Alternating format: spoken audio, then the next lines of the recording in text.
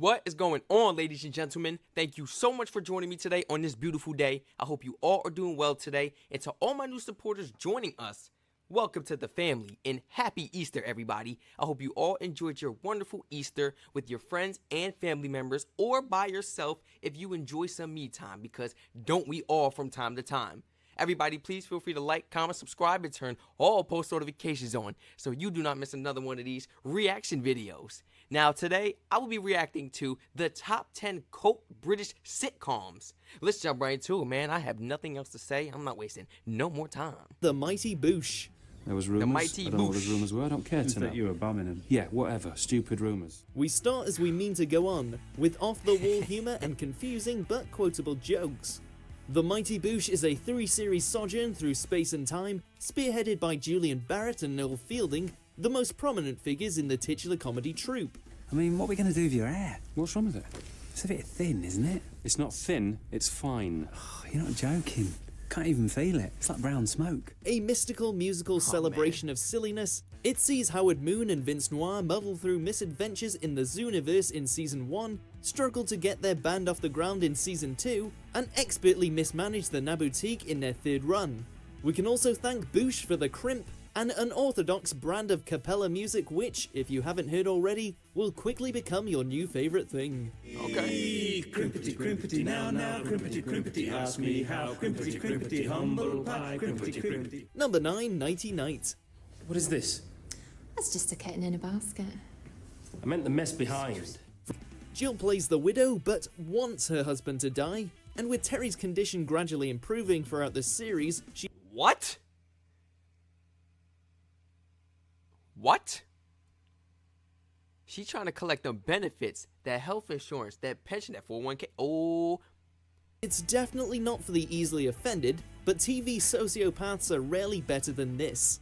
Because given the opportunity, Terry, I'm going to take it up the root and I am blue in the face. Jill. Number 8, Black Books. What are you eating? Black boy. Some sort of delicious biscuit. It's a coaster. As a 2-time BAFTA winner and receiver of widespread acclaim, Black Books is one of the biggest critical successes to make today's countdown. A show created by Dylan Moran and Graham Linehan, it centers on the day-to-day lives of bookshop owner Bernard Black, his accountant turned assistant Manny, and his only friend Fran. Thing is, right, this bloke behind me, right, behind me. Don't look. I reckon he's got a shooter. He's 100 years old. As Bernard's shop slowly falls victim to waning sales, pest invasions, and his own intolerance for customers, it falls to Manny and Fran to try and interject some enthusiasm into the place. But Bernard is having none of it. A moany, groany, delightfully downbeat meander through the world of retail and the seemingly doomed plight of a print media salesman, Black Books hits exactly the right note.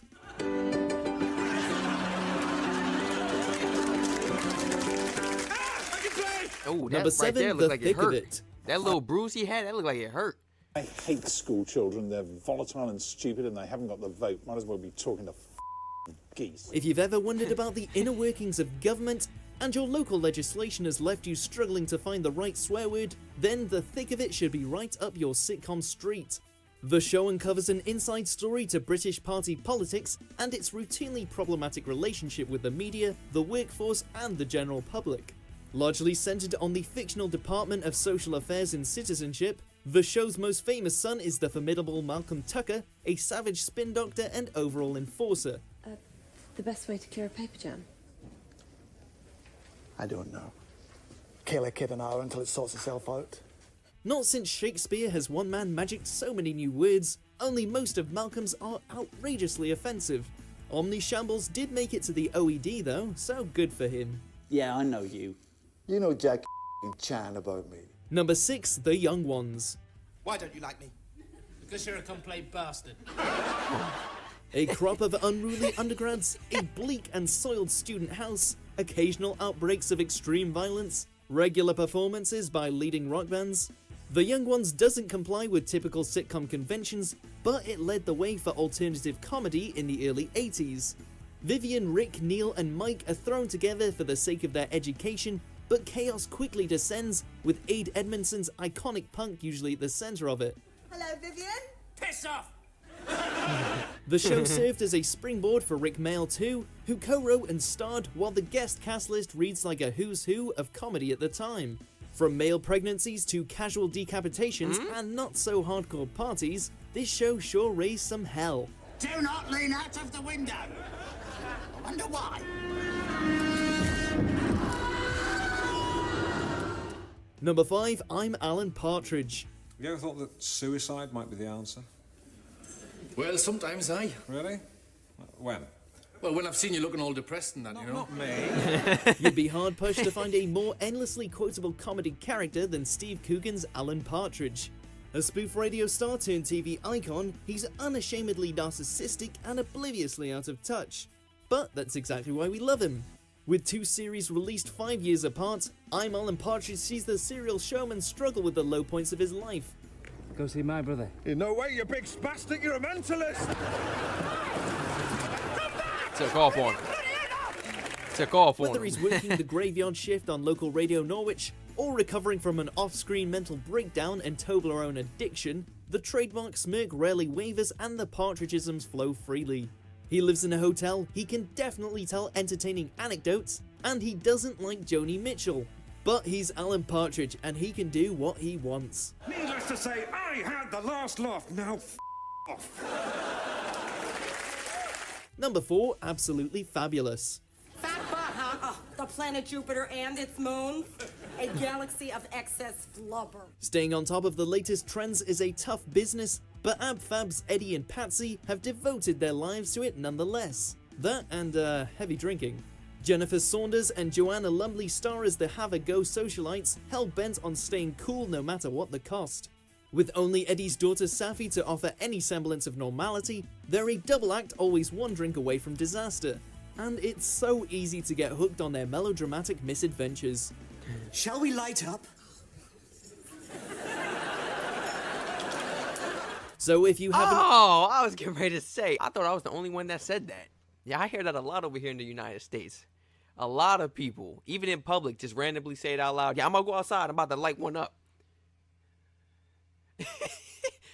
A few old friends of mine back in high school. Yeah, after school, we're gonna light some up. We're gonna spark it up. Already, best notify your next of kin. Invite them all round and take inspiration from Eddie and Patsy's liquor habit and binge the entire show. You won't regret it. What do you see when you look in the mirror, darling? Me looking fabulous. What do you see? Number 3, I know that's the right. League of Gentlemen. It's all right, I've got my mobile. Just needs charging. Can you show me where your points are? Not to be confused with the similarly named Sean Connery film, The League of Gentlemen is black comedy at its brutal best. It started on the stage before converting to TV around the turn of the century, skirting the line between weird sketch show and even weirder sitcom.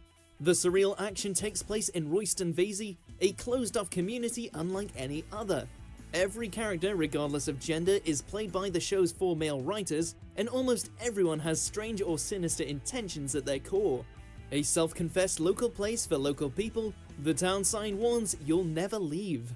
But if close to the bone comedy is your jam, then why would you want to? And I am your restart officer. So sit down, shut up, and start learning. I ain't grow up around that time. I don't know what that's like. I did not grow up around that time. I grew up during the soft era. You see what I'm saying? Please be quiet, students. Class. 1, 2, 3. Too spaced. Mike, I really am not in the... Oh, shit.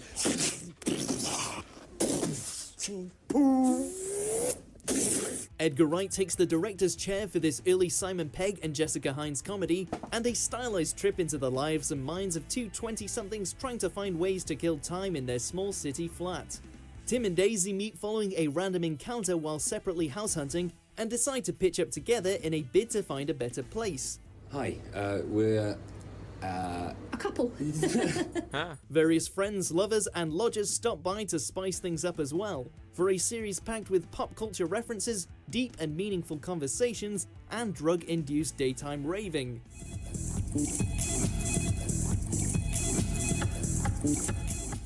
It's today's runner-up and Tim's packing Jaffa cakes to celebrate.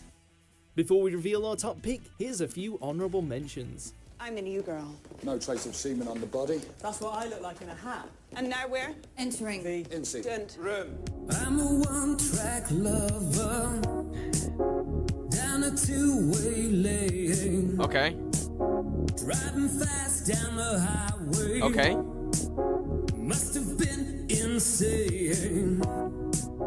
So, in your state, what you've probably Green wing. forgotten is that you're actually quite shit at this sort of thing. Even someone who was dead and had already been cremated would still be fully aware that I am better at this than you. Number 1, Red Dwarf. Humans? The Vindelian people despise all humans. They are the vermin of the universe. He looked like some character I've seen before off of SpongeBob. Real familiar. Real familiar in the face. Yeah. Is that not right, Bindi Badgie? Sci-fi meets sitcom for today's winner, Look like with a something I've cult seen following to trounce anything else in the universe. Red Dwarf first took flight in 1988, with 8 series completing an original run which lasted over a decade. Oh. The show sees the crew of the Good run. eponymous spaceship travel through galaxies encountering otherworldly creatures, while the spaced-up setting proves backdrop for some spectacular onboard bickering, especially between Craig Charles's Lister and Chris Barry's Rimmer. He's a smig.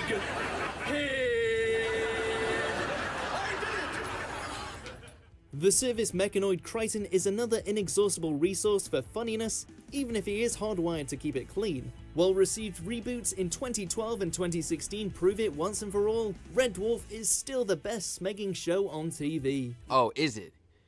Okay, you said it's still one of the best on TV, huh? Can I find it on BritBox? Can I find it on BritBox? All 10 of these British sitcoms. Can I find them on BritBox? Please, somebody let me know in the comments down below. That's all I want to know. That's all I want to know.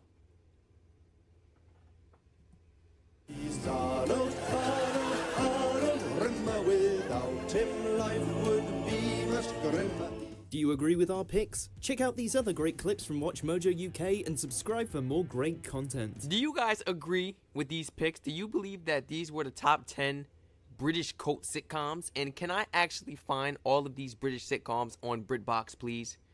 I just downloaded it, guys, and I'm willing to give it a try. I gotta go ahead and pay for that subscription, though, so I gotta see if it's worth it. Because once I start something, I keep it going. So if I don't pay for subscriptions at all, I don't pay for subscriptions, okay? This will be my first subscription I'm paying for. Because I got a smart TV, so I tend to get a lot of shows and movies for free over here in the United States because it comes with the TV channels. It comes within the TV, like the apps and everything. But not BritBox. I gotta pay for this, man. I gotta pay for this. So please, somebody let me know if it's worth it. Are these 10 cult British sitcoms worth watching? And is BritBox worth my money? Please, somebody be honest with me. I do not want to be wasting money because I'm supposed to be saving, okay? If you guys enjoyed this fabulous video just as much as myself, please feel free to like, comment, subscribe, and turn all post notifications on. Everybody feel free to spam my comment section and use that suggestion link down below in my description if you would like to recommend some of these amazing videos for me myself to react to. Everybody, please feel free to share this video and this channel to your friends and family members, whoever you feel may be interested in joining the family on the daily basis to watch these amazing videos. Tell them join the family. Join the family. Once again, I will catch you all in the next reaction video. And please, once again, feel free to let me know in the comment section down below. Do you yourself actually enjoy watching some of these amazing cult British sitcoms? And if so, which one happens to be your most favorite? Once again, I will catch you all in the next reaction video. Stay safe.